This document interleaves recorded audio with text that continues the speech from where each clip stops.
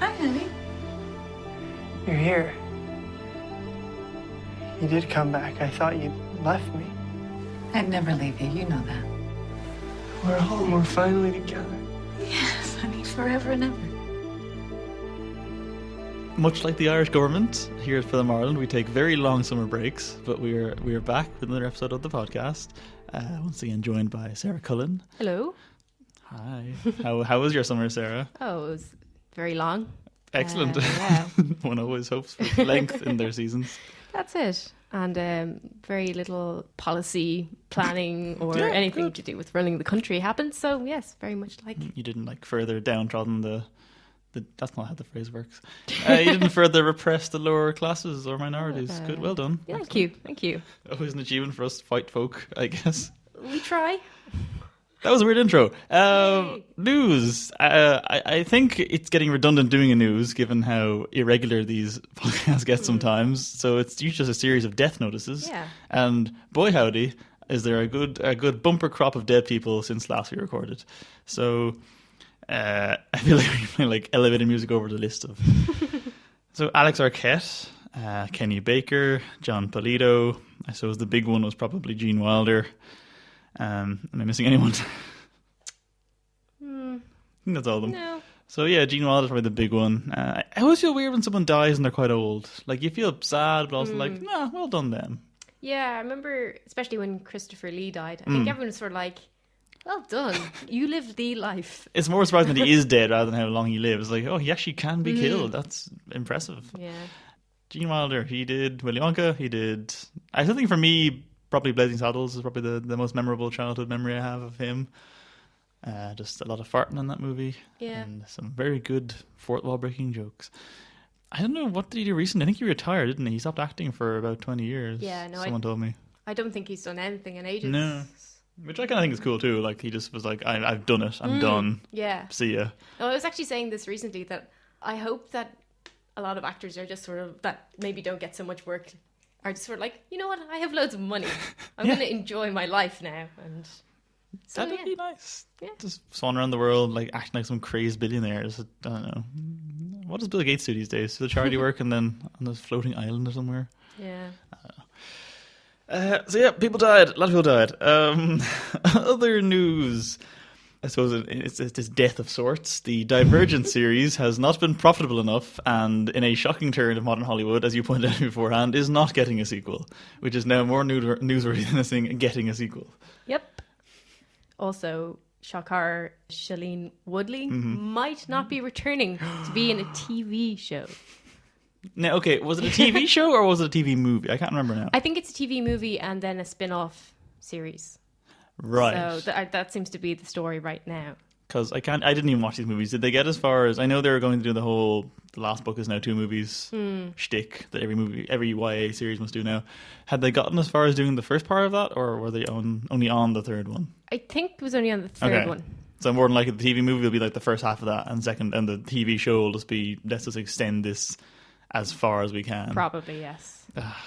I'm not necessarily against a lot of these YA series becoming TV shows, because production quality wise they often seem more televisual anyway. Like, I like the Hunger Games, I do, but it didn't necessarily feel that cinematic at times. Especially part 1, which I think is probably the best one of all of them, part 1 Mockingjay. That could have been a 2 or 3 part TV show. This is all people walking around rooms discussing politics and representation and manipulation of the media. Like, this is all pretty good, but it's not necessarily a movie. Yeah. That's a good point. Yeah, I mean, a lot of these things, I don't know, are they character driven? So you want, like... I suppose they are. I don't know. So maybe, yeah, TV might be the way to go. Yeah, because also the other one, I can't even remember the full title. Is it City of Bones, Mortal Instruments? I know it's the incest one, the one where the big twist was they were brother and sister all along. Oh no, unrequited love. I fell asleep during that one. So. You actually saw it, well done. On a plane, so it doesn't really count. No. That's kind of forced upon you rather than by choice. Yeah, no, I didn't see that one. Was Jeremy Irons in that one? Someone big was, probably. They always get one other named actor they can throw at the posters. I was watching stuff about Aragon. He was in Aragon. Oh, yes. Was that on their book series? Yes. Yes. Yeah, which never got any beyond the first one, so probably for the best. Yeah. Because, I mean, you look at something like Supernatural, or I don't watch Teen Wolf or any of those kind of shows. They all seem like they could easily... I think they were all books. Like Vampire Diaries was a book, wasn't it? Yeah. These things very easily translate to syndication-friendly, long-form, bland, repetitive TV shows. So, well, why not? Yeah, so a movie didn't get a sequel. That is the news. Shocking. Bit of, I think, again, Comic-Con has come and gone. It has been literally a million years since the last one of these, but some interesting casting news, I thought. If anyone watches Bates Motel, which I think does well enough, it's a much better show than it has any right to be. I think if you... Because, I mean, Psycho, it's a sacred cow of a movie, but there's like 4 sequels that everyone forgets exist, and they all still star Anthony Perkins, which is really weird. Oh. I've never seen any of them, but he's in all of them. So was The House, I think. Is The House a star? I guess The House is kind of a star. But Bates Motel is very good. It's got... Actually, speaking of Willy Wonka, it has young Charlie Bucket from the remake as Norman Bates, and Vera Farmiga as Norma, and it's really good. The whole psychosexual weird relationship between the two of them is really well done. It gets a bit shitty in places because of it trying to be Twin Peaks some of the time, where it's, here's the main character who are the best thing about it, but we can't just fill 13 episodes of them being all like, oh, but mother, oh, but Norman. So it has to be, let's have intrigue in the townsfolk, and like, this is less interesting. But the next season has been confirmed to be the last season, and will kind of get as far as Psycho. And in the eponymous role of Marion Crane, they've cast pop stars Rihanna, which is weird, but... I like the way you called her pop stars Rihanna, so... Pop music stars Rihanna. own her. She is their... I should say pop music, yes. Sorry. No, you're fine. I feel you got the joke I was going for, so it all worked. Good. What I'm more interested in, though, is less that she's been cast and more where will they end it. Because I feel like you can do the first half of Psycho and it'd be fun. I think, personally, the ballsiest move would be to just introduce her early on, do a full season of her in the motel, and just cut the black at the shower scene. Just start it and just don't show it. Because everything past the shower scene is too iconic to remake. Like, you can't do that hilarious shot of the guy falling down the stairs. The whole mother reveal doesn't work when the whole show has been about the mother beforehand for 5 seasons. They've already done a lot of other bits from Psycho, like the whole kind of car sinking that's already been done in the show. So I feel like they're going to do the whole Psycho movie, which I don't want them to do, even though I think seeing Freddie Highmore do that final shot from the Psycho of the I Wouldn't Hurt a Fly thing, looking straight in the camera, that'd be great to end the show on too. I don't know, I think it's... Hannibal got away with it because Hannibal intentionally completely changed the whole continuity so that they could do like the 4th book first and then do Red Dragon afterwards, and that was all fine. But I think Bates Motel, if they're going to try and do Psycho, it's I don't like Psycho. I know they already remade Psycho with Vince Vaughn. I did not see that movie. Have you seen that movie? No. Yeah, I'm looking forward to it. I don't know that I've seen Rihanna act in anything. I know she was in Battleship with Liam Neeson, which I did not see, but I really wanted to see at the time. Has she been in anything else? People seem to like her, which is good. I feel... Oh, she was in Home. She was one of the voices. Is that animated film with Sheldon Cooper? Oh, she was the main, wasn't she? I think? Yeah. Oh. So there we go. She's good at using her voice. So she was nameless soldier in Battleship. She was a voice in a very terrible, apparently, kids animated film. I've heard. Yeah. And now she's the titular shower done-stabbed lady from Psycho. Well done on her career. Yeah, but I just wonder, is there any chance that they will change the canon of Psycho? If There's every chance of it, because the other thing is this has been set in the modern era from the get-go, opposed to the 60s, which is, I think, more interesting because they still managed to make the whole sexual conservatism a major element in it, which is weird to see done in the modern era because it's like every other character in the show is just a teenager having sex, whereas he's still hung up on like, what does mother think and what will she think of me, and I'm a dirty boy and all that stuff. So it's still really well done. Because did you see the Carrie remake? Yes, yeah. Terrible. Mainly, I think, because Julianne Moore's character doesn't make sense in the modern era. It's too anachronistic to have this weird religious 70s zealot in like a modern high school setting. It just didn't work for me. Whereas I think they did it much better in Bates Motel. I think they could change it though. I'm not sure what they could change it to. Like, do you mean like she'd get away or something? Maybe, yeah.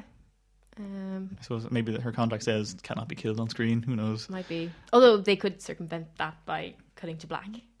I think that'd be the smartest move. As you said. That, or she gets stabbed a lot in the shower and then doesn't die. Yeah. Or something. I don't know. Zombie Rihanna. She sort of becomes some sort of like Jason type character herself. Oh, that'd be fun. Yeah, fine. Do what you want. It's a good show. Genuinely, it's a good show. Everyone should watch it. But I don't care what they do with Psycho, because they're gonna make it balls anyway. Unless they cut the black in the shower scene, it'll be balls. So do what you want. So in the realm of horror, anyone who listened to our Halloween episode from last year may recall Mr. Anthony White, who came on here to talk about his film Devil's Woods, which has since almost a year ago now gotten distribution and is being released on DVD in the UK and Ireland and VOD soon, if not already, and maybe the next week or two. So it's available on Amazon, I think, and other places. So well done, that guy, because he was good to talk to. And I didn't see Devil's Woods in the end. Jonathan did and said it was pretty good. So thumbs up from our former host, who I don't know where he is. Maybe dead. Add him to the list of the the monthly parish notices. I guess that'll probably do for the news, unless you have anything. No, I think that's good. That was all the news that happened in the last 3 months. It's hard to say. 3 months, 6 months. Yeah, who buys newspapers? It's a dead medium. We're literally podcasting. Print media is dead. That's it. We are the future.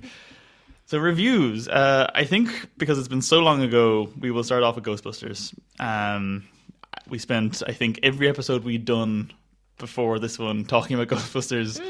And then we just didn't bother talking about Ghostbusters when it came out. But it's out. We've seen it. I think we both thought pretty okay. Yeah. Not amazing. Not the best thing ever. But definitely a lot better than it could have been. I'll let you take point in this one. Yeah, sure. Well, I will start with being a little bit controversial. Oh, go for it, yes. Okay, and say I liked Kate McKinnon. I didn't think she was the best part of it. Hang on. Follow-up question. Did you find Chris Hemsworth really funny or not funny at all? I found him really right down the middle. Okay, interesting. I thought some of his stuff was hysterically funny. And then I was kind of like, oh, he's saying the same things again. And then at the end, oh, he's actually a horrible, horrible person.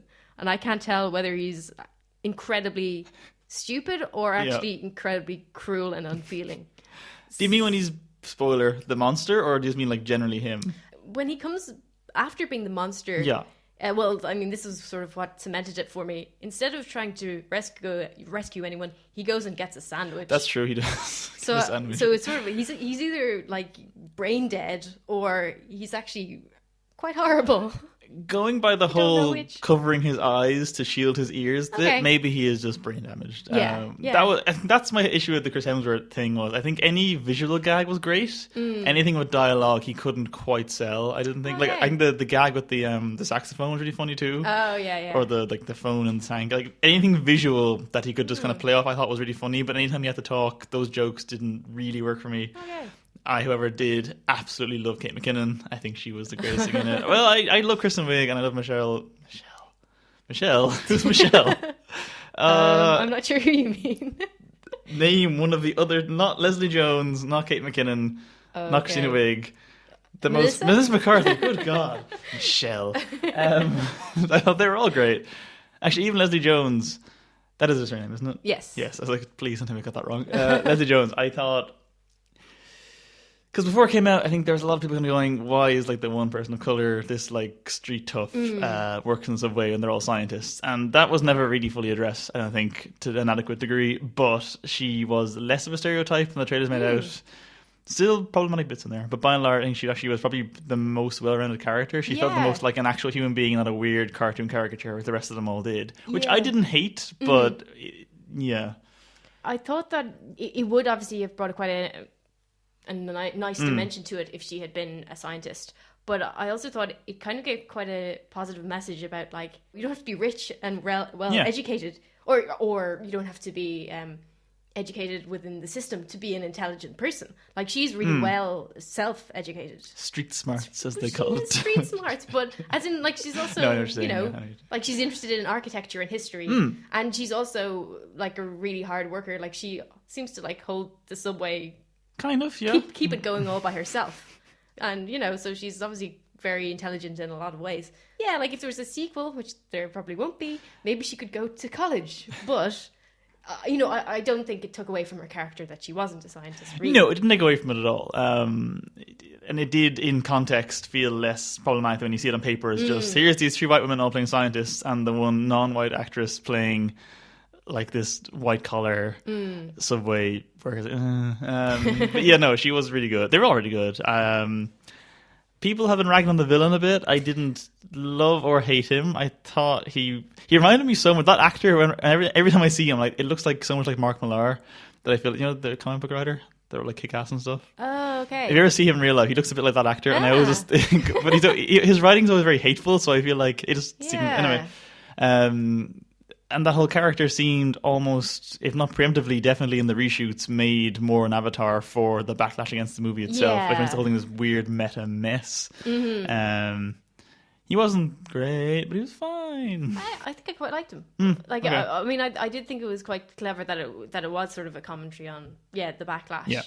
But like, I thought it was quite a poignant moment when they're kind of like, everyone goes through crap. Stuff. Everyone has a lot to deal with. It does underline the fact that everyone feels that they're discriminated against. Everyone doesn't have a perfect life, and like maybe you have to take a step back and wonder if it's yourself that's the problem, Yeah, not become a weird genocidal cultist maniac. Yeah, so I don't know, I quite liked it. Okay, good. I think, the jokes on the whole were... I keep comparing it to Spy because I think it's probably my favourite Paul Feig movie. I just loved Spy. It was no Spy, but I definitely laughed. I think the cameos were a mistake. Yeah. None of them... Okay, most of them are pretty bad. I think I will give a pass on Bill Murray. That was acceptable, but sort of pointless, and he did nothing, and then he's maybe killed. It's not even clear what happened to his character.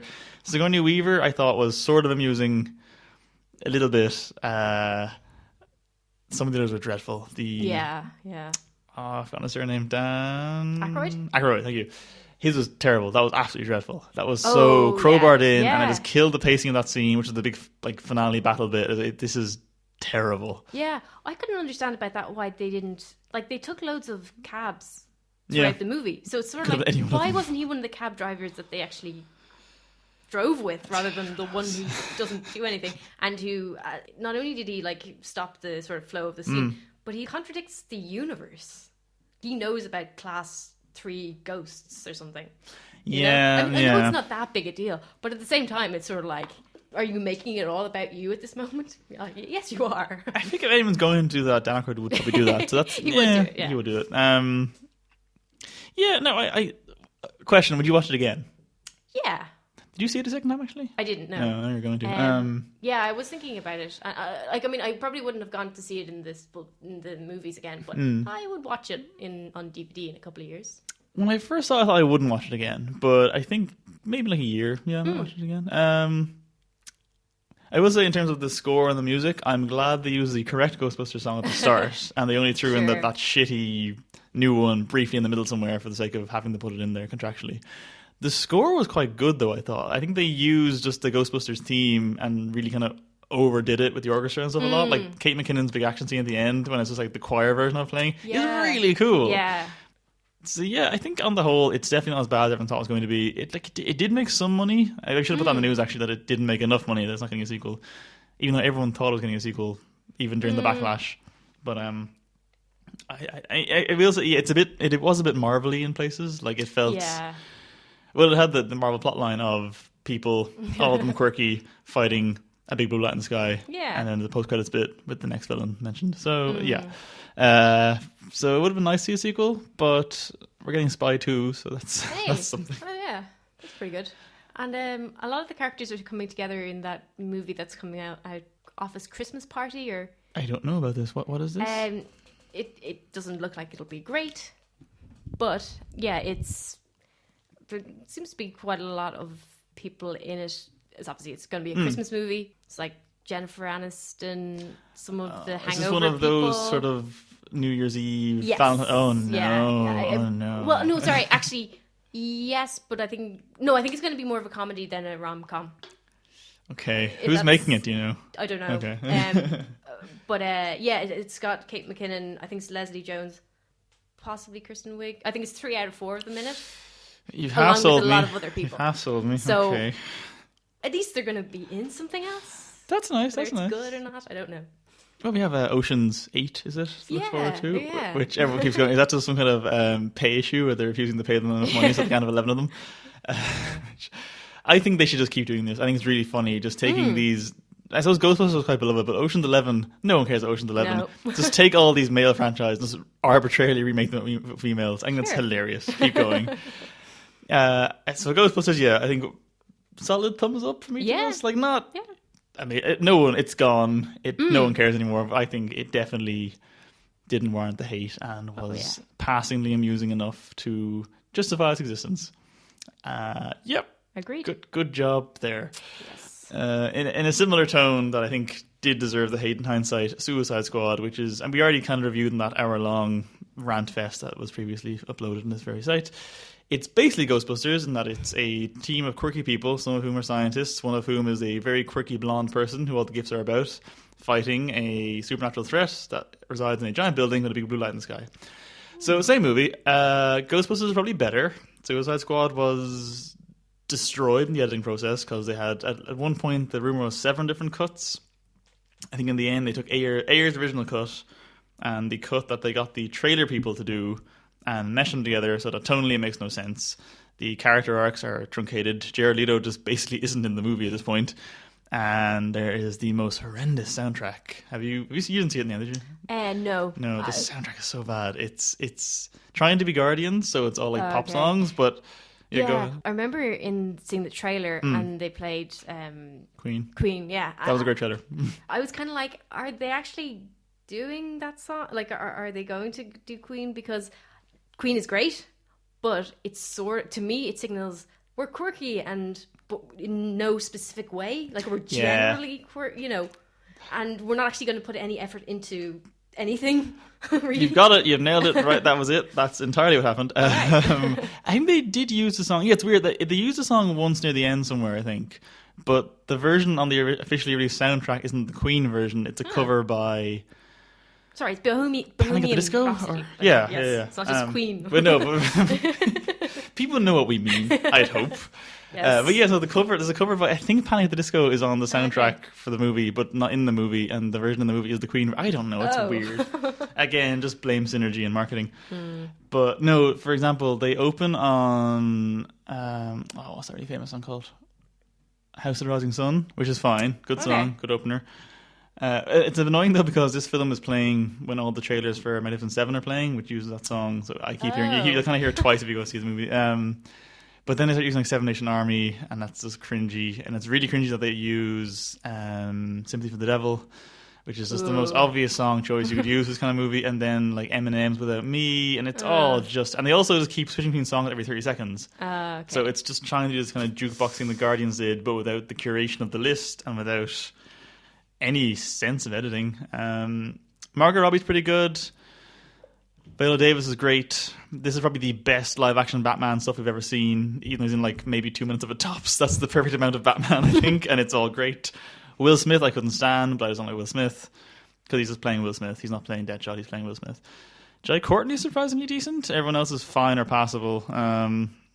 Yeah, don't watch it. I've seen it twice and shouldn't have. It's crap. It's okay. It's actually better objectively than Batman Superman was. But Batman Superman was so fascinatingly bad that I'd recommend everyone to see it. Because what's wrong with it is just so in its genes that it's sort of fascinating, whereas this is just a really bland action movie. Pity, because I had high hopes this last like 3 years. So, meh. But a better action movie, from what I hear, Sarah, is Star Trek Beyond. Yes. Yeah. It's actually... I feel like you forgot what we were talking about there. Like, yes. Oh, yes, that's me now. Back on. I'm awake. I was really surprised because I kind of heard that it was a good action movie, but sort of beyond that, it was a bit bland, a bit uninteresting. I would say nearly the other way around. What really fascinated me was, I think it was a brilliant introduction to the franchise. I kind of wish. I keep thinking that this is the better reboot origin movie. But even more than that, it's like it's not actually an origin. So it's like they finally nailed it. We don't need everyone to be born at the beginning of every franchise. It's great. And it made the least money of the three of them. Well, there you go. And also, I mean, I didn't like Into Darkness. I thought it was just kind of not very good movie.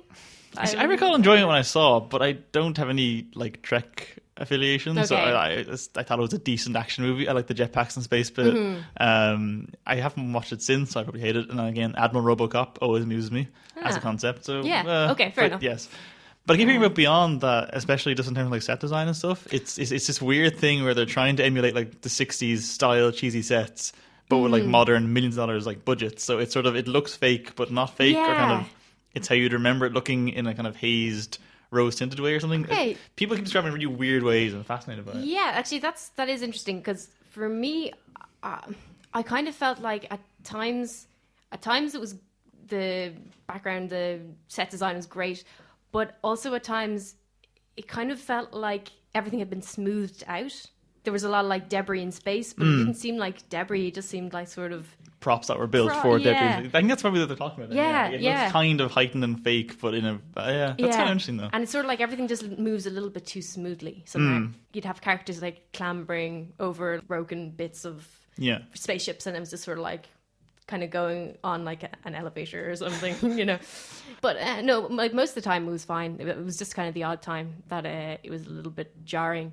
And another thing that was jarring was the music, which was the licensed music or the actual soundtrack? No, the actual soundtrack. Score, sorry. The actual score. It was, I think it's Michael Giacchino or... I've never known how to pronounce it. I went for Giacchino, but... Giacchino, that's good, yeah. God knows. It kind of seemed like he was going for, like, Star Trek meets Harry Potter a lot of the time, which is very strange. Because his scores were great for the last two. Yeah, I was kind of a little bit surprised. At other times, it also hits the mark, so it's, it comes and goes. Those were kind of like my nitpicks, but the acting is great. Carl Urban as Hank, is brilliant. He steals the show. Really? Yeah. Not that he hasn't been good all along, but it's like it's He's finally always his fine, movie. yeah. No, he's always great, but it's like they finally figured out how to bring his character out, and he just does a really good job. Cool. Chris Pine, really good. No, that's surprising. It is surprising. I think it's the writing again. They sort of like allowed his character to mature enough that now he feels like Kirk. Okay. The dynamic between Bones and Spock is also really good. I've heard that, Yeah, I mean, the three main characters just do it all really well. How is What's-Her-Face from Kingsman? I heard is she good? Oh, is she... Which character did she play? Okay, I think I heard this anyway. That you're one that played like Knife Legs in Kingsman. She's the alien chick. Okay. Yeah, she's good. They do kind of hamper her a bit because she's a woman. This Sorry, is a woman. what were you going to say? Thank you. And as well, she has this kind of Yoda type dialogue all the time. That sounds awful. It's so saying words back or saying sentences slightly backwards, and like she does a good job, but at the same time, it is a little bit weird. Okay. Simon Pegg writes himself in as too big a hero. But that came across in the trailer. okay. Like the first trailer for that movie, I was like, okay, this is the one Simon Pegg's going to write. It'll be good. And most of the trailers is Simon Pegg on screen. Like, oh, he's actually going to do that, is he? He just drives himself into every scene and give himself all the witty dialogue and the big action scenes. Okay, I mean, I can't fault him for doing that. Like he's this little British nerd that is now in Hollywood writing a thing he loves. So I wouldn't do that, I suppose. But yeah, okay. Yeah, I remember it more in the first one. I don't know how much in the second one. There was a lot of like hanging from ledges with There was a good bit of that. fingers. Yes. Well, there's not that much in this one, but what is in it is done by Scotty. And it's just sort of like, you have no upper bodies. Go back You're to a pudgy your Scottish lab. man. Yeah. But well done. At least you wrote a nice movie. That's true. That is good. Of course, it was probably the final performance of poor Anthony Elchin. So, yeah. And it's pretty... It's actually quite a poignant movie for quite a few reasons, but Yelchin kind of pushes it over the top. Shed a few tears. Oh, no. Very, yeah. Okay, that's good. I think there's going to be a lot of fairly positive reviews here, I think, until probably the end. Yay. So next up, we'll quickly talk some Irish movies. So I don't think you didn't see Viva in the end. I saw it at Gaze. It was quite good. You see, I have a well-documented bias on this podcast of not liking Irish films. So I think the key is to make your Irish movies, but not set them in Ireland, or have them about Ireland, or featuring any Irish actors. Just have it written and directed and produced by Irish people, but set it in the Cuban drag scene. That is a fine idea. It's gotten like a lot of really gushing praise, and as far as I'm aware, it was in the running for the best picture, best foreign language picture. Category. Picture, get out of here. I mean, you've seen those movies; they're never that good. Anyway. It just could have made it in. No, I think it was in like the short list of 9 for the best foreign language picture, and then it didn't get in. But whatever. It is definitely on that kind of quality. It's, I suppose, quick synopsis. We actually haven't done any plot synopsis so far. Nope. People know what a Star Trek is. Yeah. People know what happens in Ghostbusters. It's in the title. You get it. What are we, your mothers? We don't have to tell you about movies. We're literally telling you about, you know what I mean? It doesn't matter. Viva. So it's set in the Cuban drag scene. It's this guy, there's like hairdressing on the side for drag queens, and it's him trying to, express himself and explore sexuality, and then his abusive father shows up and is all like, no, you can't be all effeminate and gay and stuff, and that's bad and blah. So it's sort of that's, I think, the weakness of it is, I think when it's focusing on the drag scene, it's fantastic. It's like visually very vibrant. The whole lip syncing thing is done really well, and it's very kind of emotional to watch. Like they really commit to it, and it's very good. I think once the father plot gets introduced, which is obviously the main plot line, like it's this whole redemptive arc of it's this old bigot homophobe becoming slightly more mellow in his old age, and I was like, that's very generic, and it's like, it's not done badly, it's done really well for what it is, but it's only done as well as it could be because it's a very obvious plot line. Acting is all good. I think the way they shoot Cuba is great, because like I've never been to Cuba. I always assumed it would look more, I don't know, less downtrodden than it probably looks. There's one line in the film about this is the most beautiful slum in the world. Like, you know what? I would agree with that. It's actually very pretty looking. Has a great soundtrack. All good performances. I do think I would have liked more of the drag stuff and less of just the daddy being mean, daddy learning his lesson, spoiler, daddy getting cancer and dying. And then on his deathbed, shocker, being all like, oh, I'm proud of you, son. Like, oh, thanks, dad. End of the movie. Like, I saw that coming from like Act 1. Okay. But it is worth seeing, and it's definitely better than most Irish films, which, isn't hard a lot of the time. I think we're getting better. We're getting better. I still think Brooklyn was an abomination, and anyone that said they liked it is wrong. And Brooklyn was a pot of shit. I think I gave a half-decent review of The Stag when that came out. I don't stand by that. It probably wasn't good. I've not watched it since. Did you see The Stag? I've actually seen it twice. Oh, God, why? Did you recall liking it? That's the action. I saw it at the end of the Jaded. Oh, Jaded, last, or whenever it came out, 3 Probably years 2 ago years now. ago. A while ago. And then I watched it with my family. So I suppose they were howling with laughter. Yeah, it was. It was a nice family day. I think I felt the same. Like at the time, I was kind of like, "Oh, this is nice," but at the second time, I was kind of thinking, "This is actually really kind of a bit annoying." I think I was I was okay with it until the end. Yes. Oh my God. Sorry. No, because once you get to that bit at the wedding, when they didn't. First of all, the wedding shouldn't have been in the movie. You didn't need to show that at all. The title is the stag. You just do the stag party. But the wedding was so gushing, and then the callback to the whole U2 thing, and then his whole speech about how great we are because we're Irish, and I was like, please, literally kill me now. This is horrendous, and it just but back to better movies. Viva is good. Watch Viva. No, I think. The Irish thing in Viva is that I think Margaret Halloran said this at the Q&A afterwards, that it isn't strictly an Irish movie in terms of what it's about, but that plot line could easily have been set here. Like you could set that in like inner city Dublin and it'd be the same plot line and it'd not change. Like this young guy in a sort of nominally conservative culture dealing with sort of it's becoming more accepting but still not really fully accepting, and then like the father figure. I think that's all very relevant to I think a lot of Irish experiences. So I think in that sense it is quite Irish. There was also one subtitle which really amused me, and I'm curious to know if they change that subtitle from country to country, which when at one point they ask where a certain character is, they say in subtitle, she's off cleaning her box. Which I'm like, that's definitely a colloquialism. I'm wondering if only the Irish screenings get that subtitle and if it's changed elsewhere. Yeah. Actually, that was what I was going to ask you, because I heard someone was telling me that the script was originally written in colloquial Hiberno English. Okay. And that's interesting. Then they said to translators, translate this to, is it Spanish? I'd imagine Spanish. Spanish, yes. Spanish. Spanish. Probably. And oh God, we're so white. Yeah, so I think that was possibly why those weird colloquialisms were there.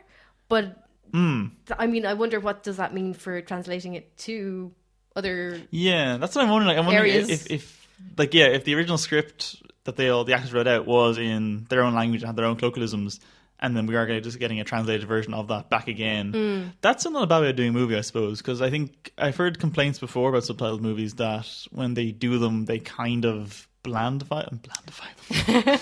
I did English once. They sort of reduce it to kind of simple English or to just more generalized phrases, whereas a lot of like the nuance can be lost of certain turns of phrase. So maybe they were trying to avoid that here, which is cool. Because again, I was just very surprised to see the phrase "cleaning her box" come on screen in a Spanish language movie. So if that's what they're doing, I think they should have for all movies with subtitles. Keep the colloquialisms changed for the languages. Yep, good. So that's a solid 4-star. Do we do numerical? We kind of so sometimes we do much. thumbs up, we do stars, we do kind of noises. Yeah, go see Viva. It's all right. So keeping on the train of Irish films, they're not half bad. Date for Mad Mary came out recently. I don't know when that came out actually. I presume in the last 2 weeks. Actually, it's another kind of LGBT-focused movie as well. Yeah. It is about a woman who gets out of jail after a nightclub fight incident. She's going to her best friend's wedding. She's a maid of honor, but like this is sort of now we'll get into this in a minute. It's set up as a class divide, but I think it's more of a maturity divide. Like everyone's kind of moved on. She's kind of like a teenager, and then it's just her realizing that maybe she's not into boys, and maybe she needs to grow up, and it's all quite low key and quite naturalistic and a bit too broadly comedic, might one say, Sarah, in points. At points, yes. In points, yeah. I think okay, we'll go from there. That's enough of a plot synopsis. I mean, it's not much story to it. It's more about the characters and emotions, and not the plot. But yes, do you have any opening remarks? Yes, I do. Excellent. Good. Which is that I'm always really happy to see an Irish film about Irish women. Yep. It really happens very rarely. I don't doubt you on that point. Obviously, more Irish films tend to be, as most films tend to be, about men. But I mean, in a lot of them, the women aren't Irish nationals, which is not necessarily a bad thing at all. That's true, actually. But it's just Irish women, for some reason, don't seem to get a lot of say in Irish movies. So I'm always really happy to see any Irish movies about Irish women. Yay! And biased. Sorry, I know. What did I say? And I did enjoy a lot of this movie. As you said, a little bit broadly comedic. I kind of feel like Ireland definitely does have an issue around sincerity. Sorry, you have a more specific point. Sorry, go on. Well, just kind of dating, like it doesn't really happen. I don't think. Does it? Am I wrong? Guess not. Like I think any dates I've been on, they never felt like dates in the Hollywood sense. Like it's not. It's a sort of a weird. It's very awkward. That's the thing I liked about the movie a lot is that I feel it did an awful lot, especially in the first like 20 minutes, to very much dissuade this notion of kind of the romantic Irish image. Like, and there was a scene early on that I forgot. Yeah, it's mentioned in the bar with that guy. And she's like, trying to go on a date. It's like, why? Yeah. Why would we do that? I was like, that's so close to realism. Like, that is the true Irish experience. It's this sitting in a bar, a really dead quiet bar, middle of the day drinking, and it's the most awkward conversation you could possibly have. Because it's a real conversation about emotion and stuff. So it was just deathly silent and awkward and terrible. I was like, yes, this is real. There's none of this kind of, the Irish are romantic and charming. No, they're awkward and terrible and probably drunk, and it's awful. Correct. But I do agree with you. You actually reminded me before we started recording about the dating montage, but I actually forgotten about. That was weird, didn't necessarily fit the rest of the movie. I think every Irish film has this notion that they need to be funny. Yeah. And I don't know that you do, but I did laugh a good bit in this, but I kind of more laugh at the real deadpan stuff. I kind of laugh at the lines that weren't necessarily kind of said and then would pause for laughter. I think the dating montage, while not unfunny, did feel more like a sort of a Savage Eye or kind of Republic of Telly kind of skit rather than part of a more necessarily realistic movie. I wonder as well, I sort of felt at times that the accent sort of subsumed the characters. Go on. This is kind of maybe being a bit unfair, but I just sort of felt like you know, it was sort of more like Mary's, you know, love interest was sort of seemed more of a city girl, and I sort of nearly felt like we were kind of supposed to focus more on the fact that their accents were different rather than maybe that they were different. I don't know. Maybe that's just Do you me. think? Yeah, but I don't know what that means. I feel like if there's any kind of class thing in there, it was with the bride, because I feel like a lot of it was her playing down her accent. Even the opening scene is like, here's elocution lessons. Yeah, because your accent was bad. Like, we come from the same like street. Like, what are you talking about? And then every time she got mad, then it would kind of come out more strongly, and that was sort of yeah. So I've heard people say about the class. I don't know if there's a class divide in the movie. I think it is more about maturity. I think it's more about the idea that a lot of her friends, especially the bride and stuff, I've forgotten all the character names. Well, Mary. Charlene was the bride. Charlene was the bride. Was Jess the love interest? Yes. Okay, yes. Good. See, we saw the movie. Yeah, we saw it. that's But yeah, I feel like a lot of the movie was about how Charlene and a lot of those characters around her were sort of conforming to the societal obliged, kind of get married, 2.5 kids, off you go. Whereas Mary was like, why? We don't need to. But then again, she was also not good because she was just... This is even a point where she acts like she hangs out with teenagers, and it just feels weird and wrong. And so I think it's just sort of... It's about... I think it's less about class and more about just... Yeah, that's a good point. Modern kind of people our age not knowing how to get out of adolescence. Like, it's that sort of 20-somethings prolonged adolescence thing of like that sort of no man's land of where do you go from here. Like, you can't stay a teenager, but you don't feel, if you don't want to, you shouldn't feel obliged to become a quote-unquote adult and like just move into your house with your mortgage and get your husband and your 2.5 kids. Like, you shouldn't have to do that. Yeah. But I think there's a lot of stuff exploring 20-somethings sort of purgatory. That feels really wanky to say. You know what I mean, though? And I think this does a decent job of it, but it doesn't really necessarily offer any great points on it. It's just, here's what a mess it is to live like this these days. Yeah. Actually, I was glad that you brought up The Stag, because I had been thinking that I can't even think of a third film about weddings, so this sort of goes against my point. Okay. But I feel like we can never get away from the idea of the Irish wedding. Like that's... You know, like even when we have films that are sort of Leap about... Year? I don't know. I didn't see it. Sounds good. Even when we do have films about other types of romantic relationships, other types of ways of living, it's like there's always, it seems like there's always stereotypical heterosexual 2 kids, you know, a house, whatever, at the center of it. Is that a thing, or is that just a thing in 2 movies that I've noticed? No, I feel like that was always a very American thing of you get this sort of underlying conservatism in every movie that exists in Hollywood almost, where it always had to end with love interest and happy ever after and house and kids and stuff. So I think it's probably just on some level maybe a screenwriting thing that people feel obliged to end movies that way. But also I think it is just an underlying sense of this is the way humans are supposed to live. So, you know, put up with it and get on with it, like grow up.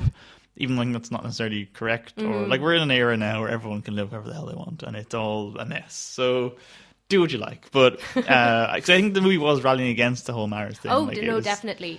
It's just sort of like you can never kind of remain unsaid. I think, and I think that's true in Irish society. That as much as we are saying do what you want, there is still an underlying sort of anxiety around. But what if I don't do what everyone else is doing? Yeah, definitely. I think in terms of the broadly comedic stuff, her parents, especially her grandmother, that to me felt like this is what Mrs. Brown's Boys could be if it was actually funny. It's just sort of a slightly acerbic older woman, just giving comments and being terrible. Like, this is fine. There's no one has to get their skirt ruffled in a wind or kind of go, oh Jesus, as they fall down the stairs, get hit in the face by a pie or whatever happens in that. I don't know. But I think. Did it work more for you as a drama or a comedy? Because I feel there was pretty much consistently funny things happening or lines. I'd say probably on the balance, drama. Probably drama. Yeah, I go with that. Did you think there was a lack of sort of stakes or resolution? Because someone said to me after I saw it, actually it was John I saw it, and he was at the end, he said that he thought it was a bit weird that it... I can't quite spoil it, I suppose. That the way it ends is just... They have a big falling out, her and Jess, and then she goes to the wedding, and because again, it has to end with the wedding. They have to show the wedding, but no one played U2 and made a speech about it. And then she just kind of gives her like a drunken call saying sorry, basically. Then it just ends with her getting a call back from her, and there's no real fight for it. Like it just sort of happens. Now I am of the opinion that I think that whole screenwriting logic of you have to have the character in peril and then they have to have a sort of a moment of ooh, they might fail and then they win. I hate that. Okay. Because it's so, but like it's literally screenwriting 101. Like it is what every movie does. I remember I think Max Landis was giving on Twitter about the new Star Wars having no stakes. I like that. I like that we have all these like competent characters just doing stuff and then it resolves because at no point in a Bond movie do I think Bond is going to die. At no point in a Star Wars movie do I think they're not going to win. Yeah. So what is the point in faking this out? Because it's not going to work. Yeah. So again, I think that I didn't mind the fact in this movie she just sort of won, so to speak, without any real trial or effort. Yeah, I think that's a fair point. But actually, what kind of struck me was that the bride, Charlene, she's a horrible person. She's just not... Like, I really wouldn't particularly want her as my friend. But, I mean, I don't know that that's necessarily a bad thing either. You know, because, like, I guess Mary isn't a particularly appealing main character in a lot of ways. They're all kind of unlikable, apart from maybe Jess. But even then, I suppose, if you don't like that kind of person in real life, you wouldn't like her either. So I don't know. You know, I kind of felt like, you know, maybe this is just that these characters sort of deserve each other, you know, I don't know. And maybe we don't have to be like that worried about the fact that they're maybe not going to work out and be best friends forever. Yeah. So yeah, like, but I mean, I'm also not saying this is a criticism of the movie. It's just that I don't think the characters were necessarily supposed to be that appealing to you. No, I totally agree with that, and I also think that it's more true to life to have it be more low key and sort of not really resolved. Like it's resolved, but it's resolved kind of way. Like she does hug Charlie at the end of the wedding, and it's sort of implied that they'll be friends again, but they won't be. You know for a fact that's the last time they'll see each other, or not the last time they see each other, but they won't have what Mary wants them to have again. They won't have that kind of childhood, teenage messing around fun, and also the thing with her and Jess, like that's they're going to start going out again, fine, but that could still go wrong again. And like I don't think the film needed to have, because real life doesn't. The real life doesn't have these big dramatic sort of end points and start points. So I think it's nice that this is a big muddled mess of it's all fine. Like that's true. Yeah, and actually in a way, real. I feel like if you were to put an end point in the movie, for me it would be the fact that Mary never got to give her bridesmaid speech. Yes. But you know, like that's a finality. Like she'll never get to be the best friend that she wanted to be. And there's no way that you can like erase that. How could you? I think that is giving it a finality, but it's a finality in a way that life continues, whether it happens or not. So yeah, I really like that actually. I like that. I like the fact that when they, because again, it's never even explicitly, well, it's sort of explicitly said that the reason she was in jail was because she like glassed some chick at the nightclub. And that's briefly shown when she shows up in the chipper and she's kind of sees you see the scar and she just leaves. Never mentioned again. I like that. I like that they just kind of, they don't hammer home what happened in that scene. It's all just done with looks. And like it's just left hanging there that she will forever feel guilty about this. This is a thing she did that she can't, like she doesn't get closure for it, which I think is good. Because again, unlike Hollywood, in real life you can't just do a bad thing, kind of go, I'm sorry, you're forgiven, and then just be like, the guilt is gone. So no, the fact that it's just left there hanging over the movie, like, yes, good, I like that. So I think, as a sort of, apart from the broadly comedic montage, a fairly realistic just depiction of messy modern relationships, all good. And I do think it is genuinely very funny in places. Like there's some really just very awkward, very stilted humor in there. From like the bit when she first meets Jess and she's like, you're a good egg, and just leaves the room. And I was in the look going, why would I even say that? Like, that was all, I like that stuff. That's all grand. I enjoyed it. So, 2 thumbs up? 2 thumbs up, sure, why not? In our arbitrary, ever-changing system. I shouldn't have got rid of my list of things that we were talking about. Insert the Monty Python intermission music here.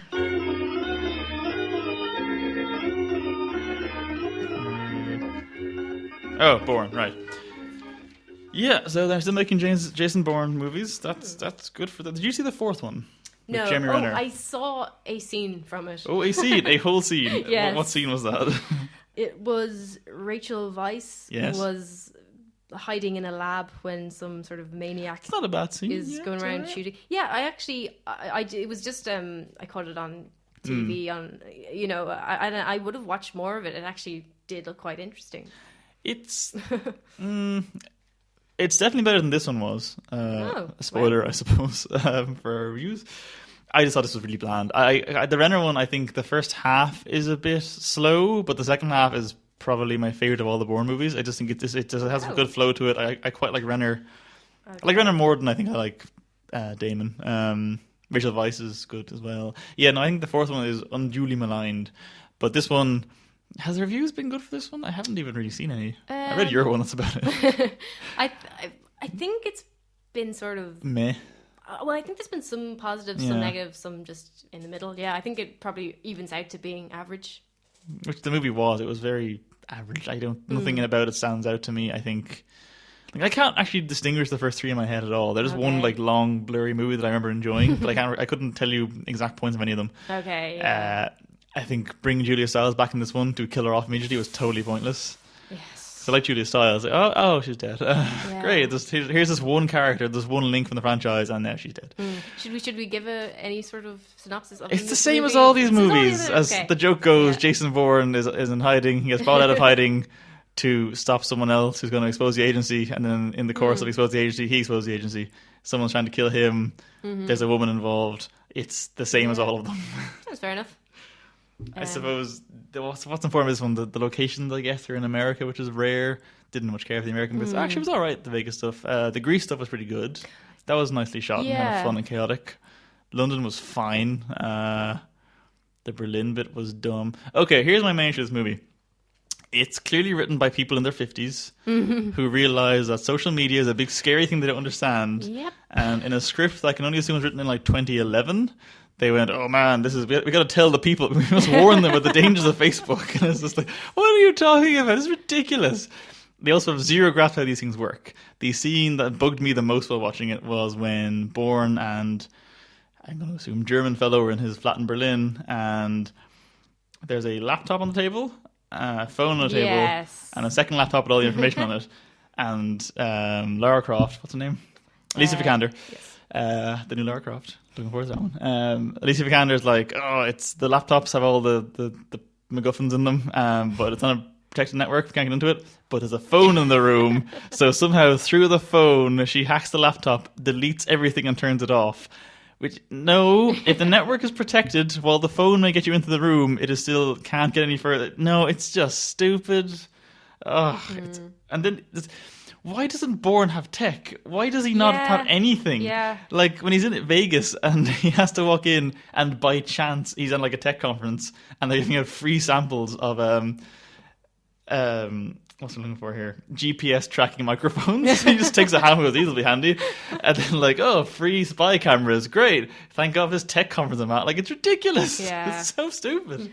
What I can't understand is that they've all forgotten so much from the original trilogy. Nikki Parsons. Yes. Well, don't remember her name. Thank you. I could not have for any money told you her name. Julia Stiles' character. Julia Stiles' character, yeah.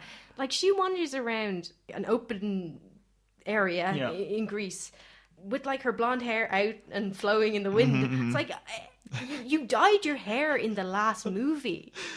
She did. I forgot about that. Yeah. There's also, hats.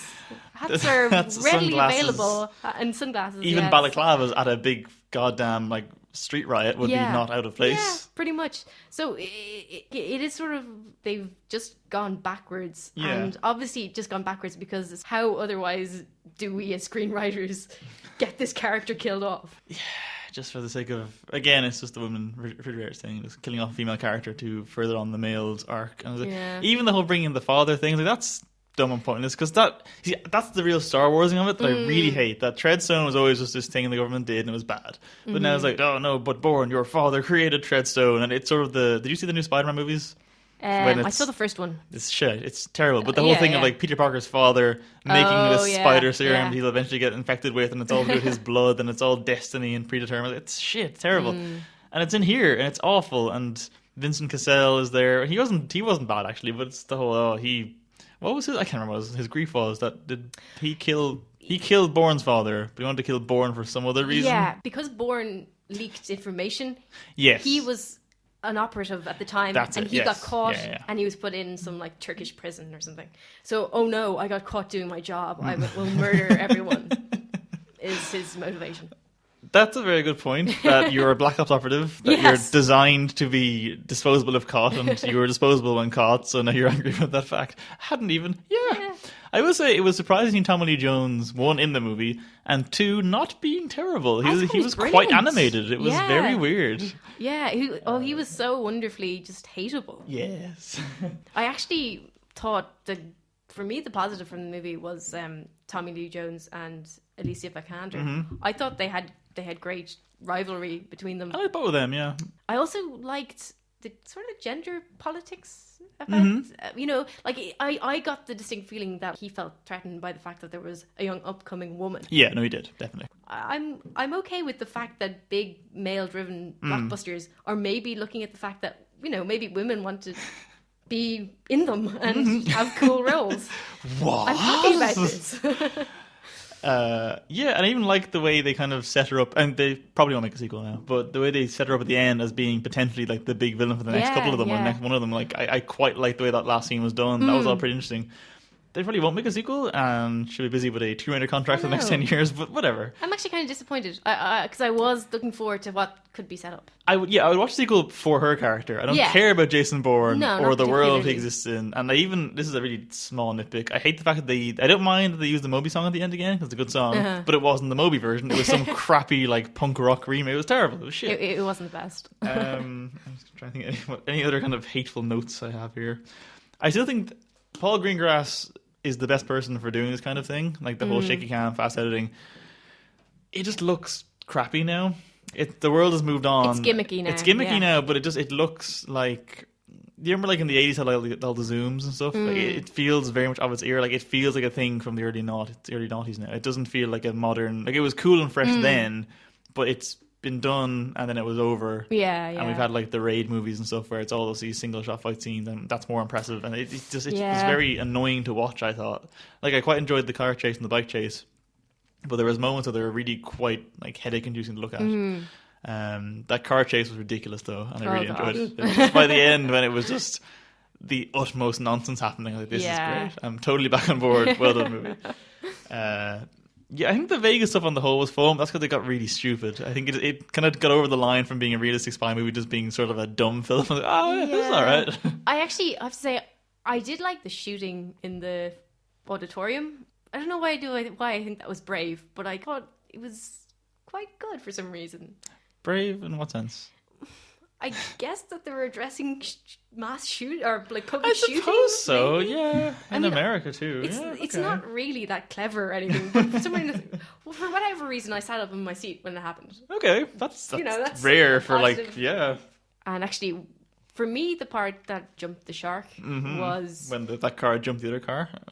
Fell into the other car. No, go on, sorry. Actually, I don't remember that part in particular. But when Jason Bourne is falling and he somehow like grabs a length of wire, then he just lands on the ground and he's okay. Oh, yeah. there's a He really- like half breaks his arm but doesn't Yeah. quite, and just gets away fine. And what's more is like the camera is completely different to how it ever has been. Obviously, Yeah, no, you're totally right. Yeah, obviously the person shooting that scene was like, yeah, obviously this makes no sense. We are going to have to do backflips with our camera to make this look in any way feasible. I hate that so much. I hate when cameras they're used just to justify the action. That's so lazy. No, it is. You're right. Yeah. That was the reason. That was the moment for me where I said, "Bourne, get out of here. You're ridiculous." I actually kind of want a team-up movie between Jeremy Renner and Matt Damon, but they're not going to do it because no one liked the Jeremy Renner one, and this didn't really make that money either. So, Yeah, because that's a pity. it's a franchise that didn't need any more. Like I remember when the third one finished, they're like, that's it, it's done. And like, okay, we'll try one reboot with a different character and see if we keep going that way, like in a kind of sort of legacy way. That was what it was called, legacy. But they said they wouldn't do any more of them, and they did another one, and there was no need for it. And the plot was, I just think once you're kind of going for the whole, now your father was involved, like, that's when you're out of ideas. And like, how can we give some sense of investment to the audience without having any further plot lines to go with? And like, ugh. Yeah. I did enjoy Vincent Cassel. I always like Vincent Cassel though, because he's always creepy and weird. Yeah. And he was very creepy and weird, and the bad guy. And he was a kind of a fuck up, which I found amusing. It was kind of like watching a live action version of the Hitman games. There is movies of those, they're terrible. Just him just not being a very good assassin and just shooting lots of people when he's supposed to be covert. And it was great. It was fun. Just plowing through traffic as That well. was wonderful. I genuinely loved that bit. I think I was laughing from when that bit started, and I kept laughing at the end of my car chase. Like, they're just driving through Vegas casinos, Yeah, and yeah. great, love it. Why not? Good times. So yes, Jason Bourne on our arbitrary, ever-changing number system. I don't care. Is what Yeah. I don't care. That's my review. I would give it a positive just about review. I know it's not that great. I was happy enough to watch it. Okay, that's the thing though. You saw it in cinema, and so did I. Would you be able to sit through it on home media for the first time without checking your phone or leaving the room? Probably not. There you go. That I think is always the kind of the litmus Yeah, test. it's fair enough. It's one thing having to see a thing in the cinema. It's another thing if you think you'd watch it and pay attention to it at home, then it's good. I don't think I would either. I would definitely not watch it again. I might watch Legacy again at some point. I would not watch that one again. It was it was so bland. Like again, if it wasn't for Vikander and probably Tommy Lee Jones, there was nothing in that movie we're watching. So the Purge election year. Yeah. Now this is a weird one in that I keep forgetting the Purge movies exist, and since I saw the second one, I was really looking forward to there being a third one. And I saw this trailer like months ago. Oh, that looks really good, and like it's obviously very topical because the title is very unsubtly topical to current American events. And I forgot it was coming out until like the week it came out. I was like, oh yeah, Purge election year's out this week. Sweet, that should be good. It's it's weird that these movies exist because they're clearly trying to have a message, but there is no subtext in the movie. It is all just text. There is nothing deeper to be read. It is just literally what is on screen is the message. Just, isn't American class divide weird? Aren't white people terrible? Look at them eradicating the poor people. That's literally the plot. That is literally the text. There is no subtext there. There is no academic reading of the movie. They are just what they are. And it's very strange.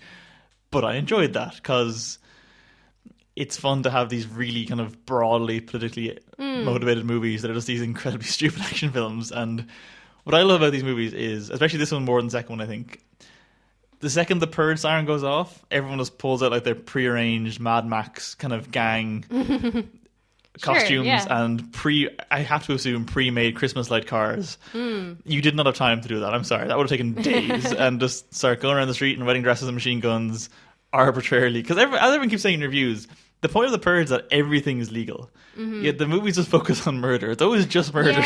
Yeah. And there's also, yes, it's kind of taboo. There are no kids ever.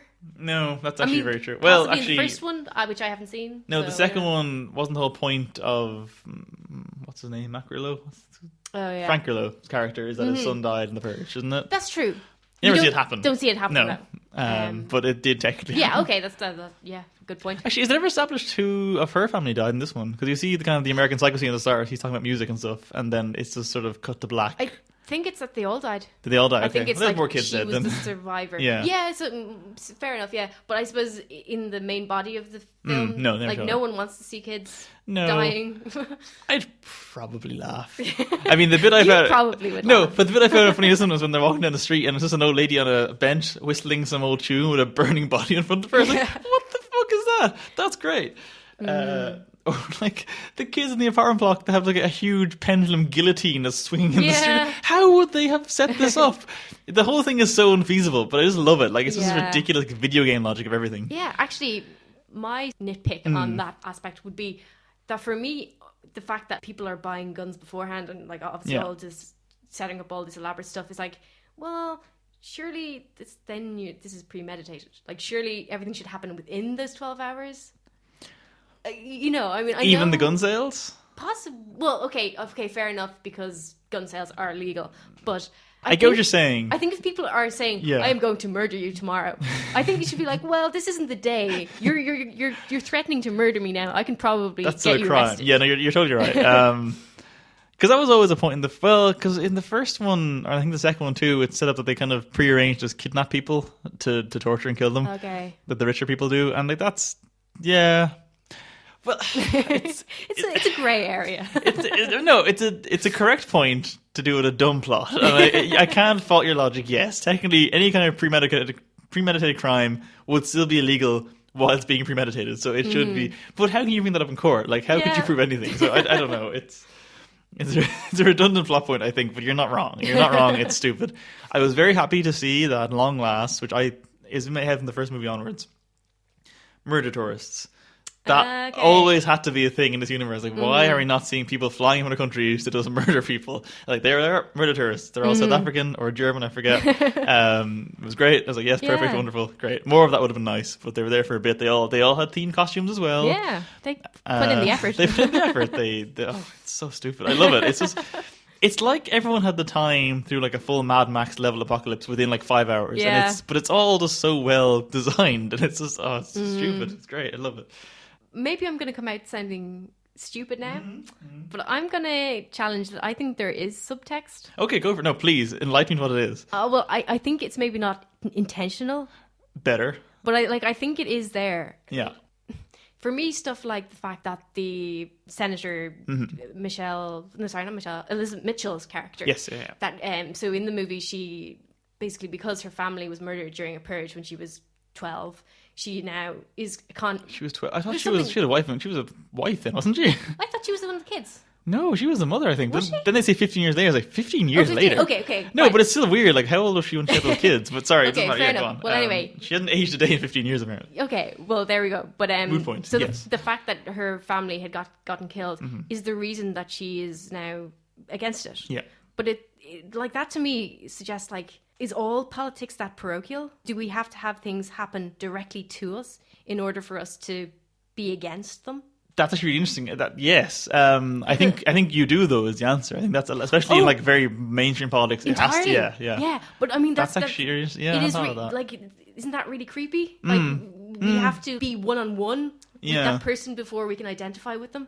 I actually think her character is quite interesting, and in a lot of ways, indirectly, fairly subtly for this kind of movie, she ends up causing a lot of the problems because she calls her bodyguard out to her.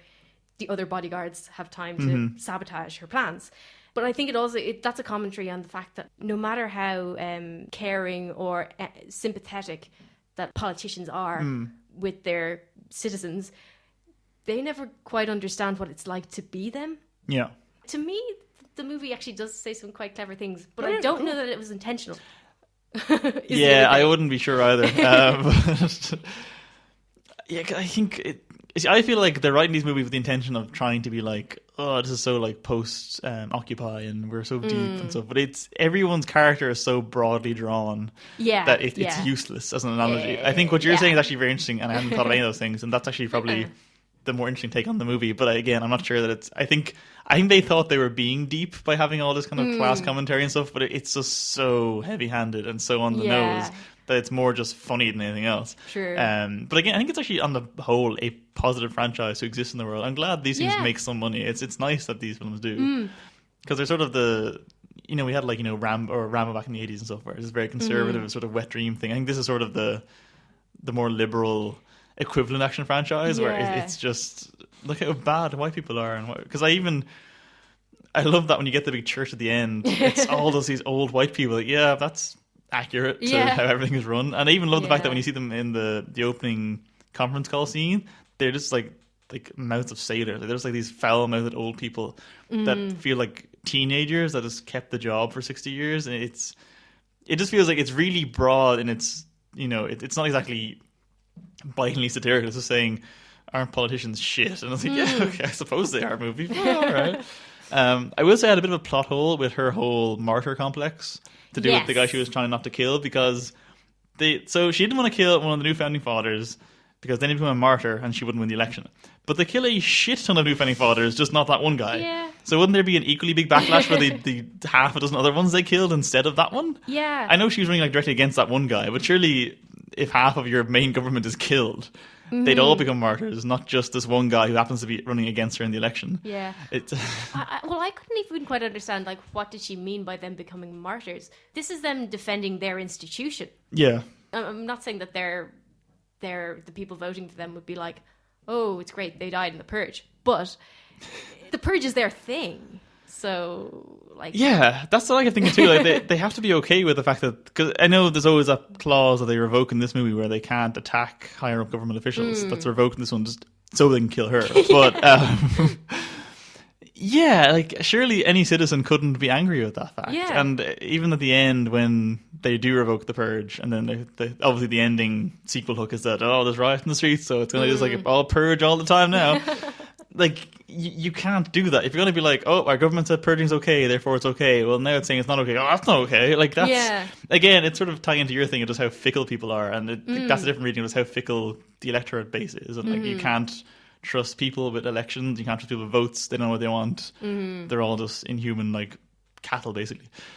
I feel we've actually gotten a lot more deeper conversation than I thought we would. Great. I was going to say it's a fun action movie. I like that everyone has weird costumes and shoots people a lot. I thought the pendulum was hilarious. And, I will say it wasn't as varied as the second one. The second one had more variety to it, which I liked. Like there's a bit at the end when it's sort of the most dangerous game thing of just like all these rich old white people in a maze with like people with just no weapons. That was cool.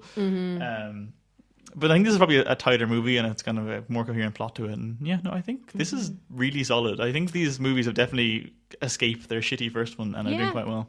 So that's 2 purges out of 3. I don't know. It's probably the best of 3 of them. I'll say that much. So I think our last film, because I know we're kind of tight for time. Ooh, okay.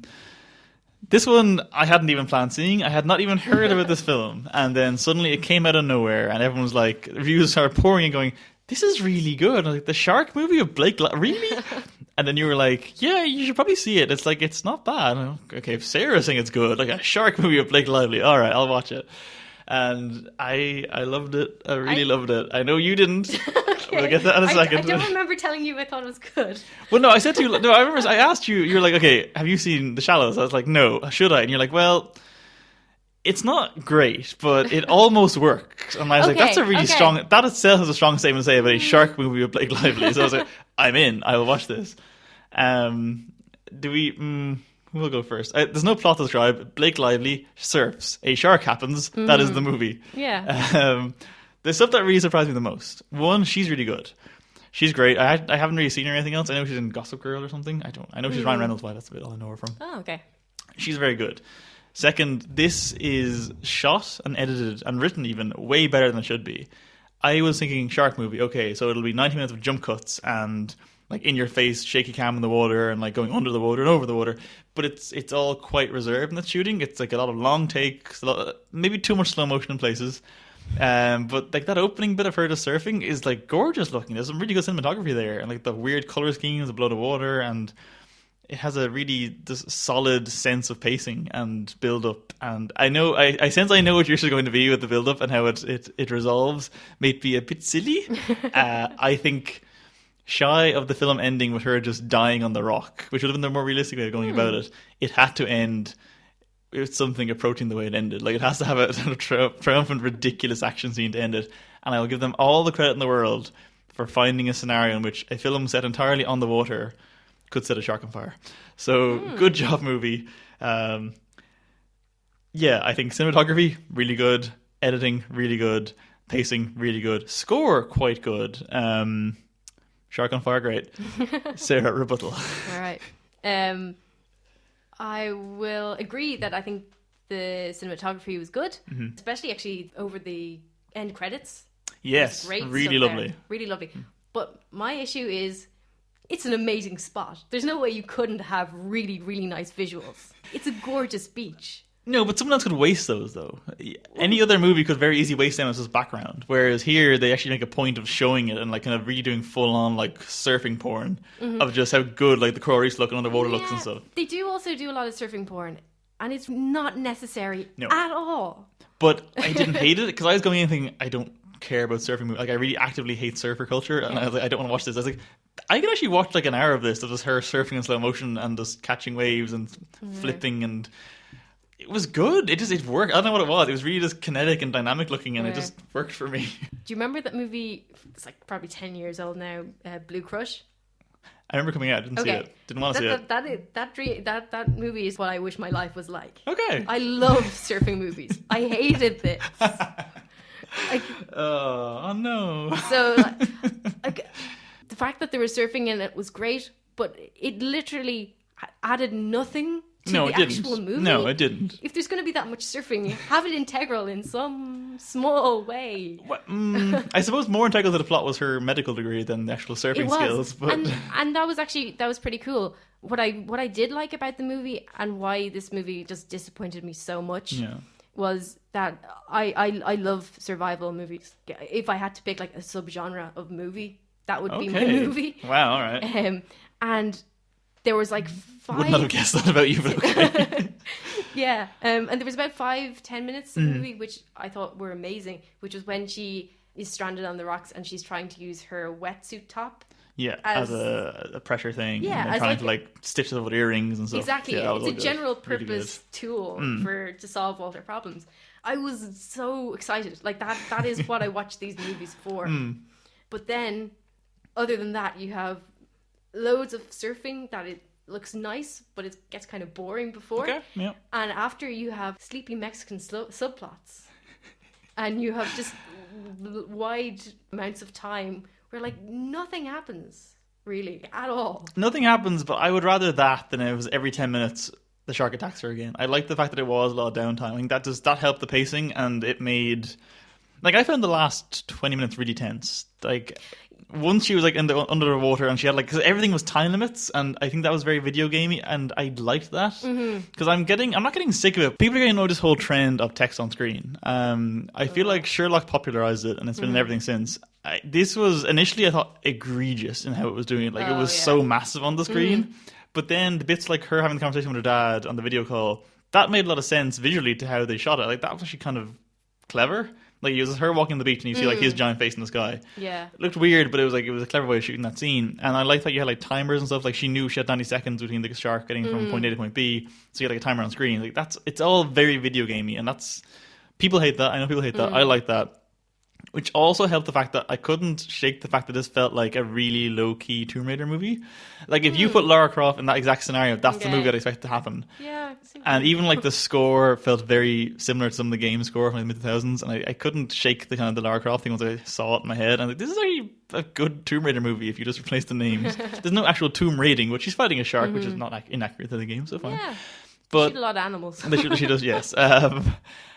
I will think it did strain credulity as it went along, but I don't know that I minded that. I think by the end, I was just so on board with a shark being on fire. Like, this is amazing. How did they even construct this scenario? And then the way the shark gets killed, oh, that was so cool. That was so great. It was idiotic and nonsensical, but I was kind of edge of my seat as I was going towards it, going, oh. Like, it was just great.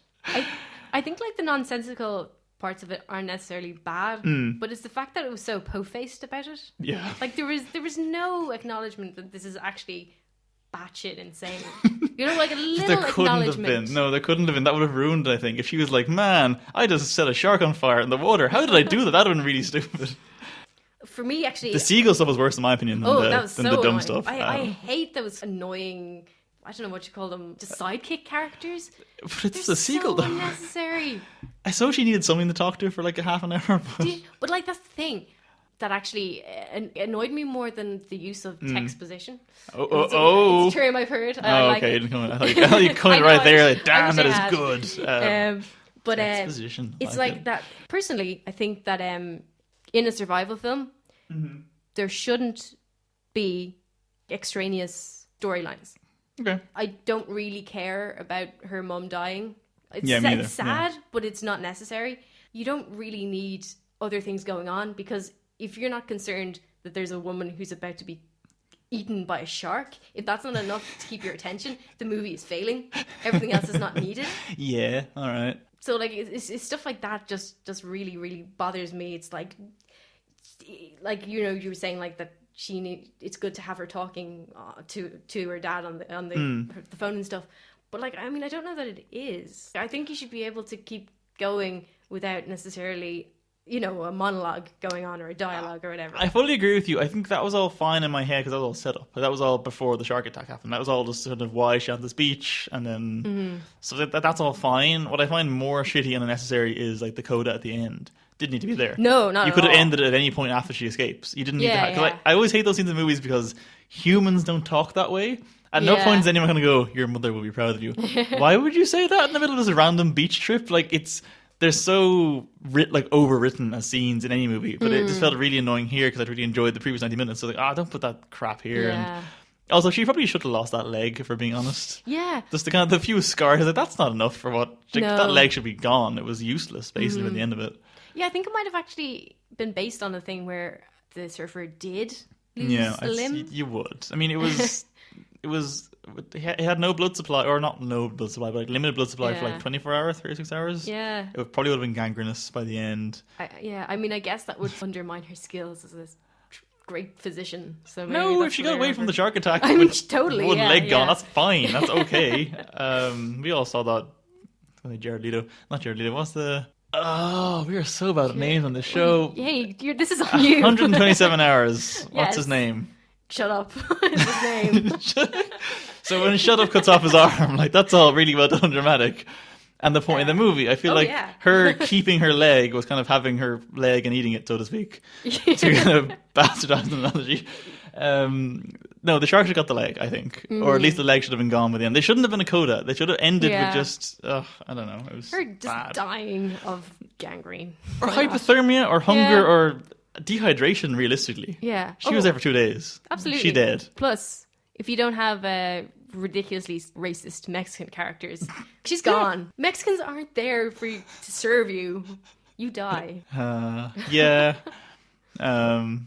And her GoPro had like crazy high quality on it. That was some HD shit. Like I'd GoPros, none of that. Yeah.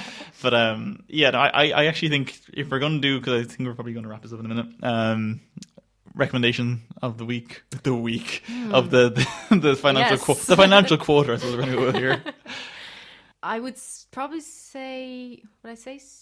No, actually, I'll say Purge. Purge, yeah. Yeah. I was kind of debating Purge and Mad Mary, but I think I'd probably actually say Shallows. I think as an action movie, Shallows okay. just really was super well crafted in my mind. I'm just shocked at how, aside from the shark on fire and it having the giant spike death at the end, despite all that, I think it actually was very reserved in how it was written. Because I haven't seen many modern shark movies, but I feel like they're all just crap. And Well, they're all like Sharknado, so that doesn't count. no, I suppose not. They're all very overdone, but this is just...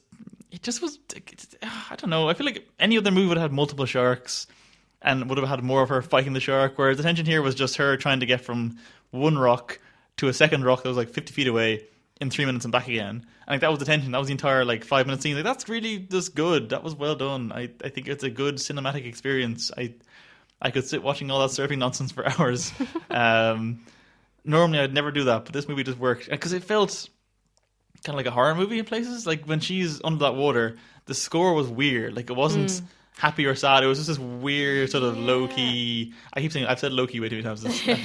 This sort of held back. It reminded me of like a Lovecraft. If this was a Lovecraft movie, that's the thought I had. If they didn't reveal it was a shark, it would have been better. If they revealed that there was something in the water that was eating people, and they never showed what it probably. was, that would have been cooler. I think. That would have been way better because the shark made no sense. The shark has a whole giant whale to eat. Yeah. It is not going to go around eating really, really small prey when it has a flipping giant. That's its meal for the next 2 months. Maybe it was defending its food. I don't know. I don't think it thinks anyone's going to eat the whale, does it? Oh, well, if it it doesn't. does, it's a stupid shark. It was a stupid shark. It got set on fire in the water. Yeah. That shouldn't be possible. No. Okay, if you want to get your kind of your cinephile artsy kind of thing in, go see Viva. If you're just looking for a good time at the movies, I honestly think see The Shallows. And I did not think I would be saying that when I was messaging you saying, should I see The Shallows? You're like, yeah, maybe. I was like, it'll be crap. I think see The Shallows. So yeah, until I guess 2019, maybe the next one. Yeah, we'll. Infinity War will be out by then, so that'll be good. Or not, who knows? We can review both parts. And Oh yeah, probably. Yeah, that'd be smart. We'll wait till the end to do it then. No, we'll probably be back for Halloween, I'd say. We'll try and get the Halloween one out because they're usually full of... This is actually fairly horror heavy, I suppose, too. I don't know. We'll see you. Yeah. Well, you'll hear us when you hear us, I guess. We'll keep it unknown just to... Yeah, just to ambiguity's fun. Mm-hmm, yeah. See The Shallows. Bye. Bye.